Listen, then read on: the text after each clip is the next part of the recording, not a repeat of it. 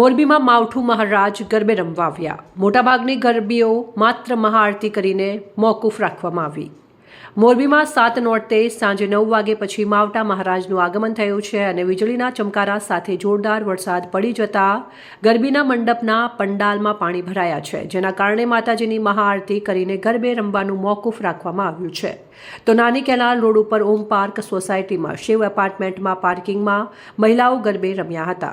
વરસાદ અંગેની આગાહીઓ કરતા આગાહીકારોએ નવરાત્રિમાં વરસાદ આવશે તેવું જણાવ્યું હતું અને તે પ્રમાણે 7મા નોરતે નવરાત્રિ શરૂ થવાના સમયે જ વીજળીના કડાકા ભડાકા સાથે મેઘરાજાની પધરામણી થઈ છે, પરંતુ આ તો આસો માસમાં વરસાદ આવતા તેમને વરસાદ નહીં પણ માવઠું કહેવાય અને માવઠા મહારાજે પધરામણી તો કરી, પણ તેના કારણે ખેડૂતોને ખેતરમાં જબરી નુકસાની થશે તેવું ગ્રામ્ય વિસ્તારોમાંથી જાણવા મળ્યું છે।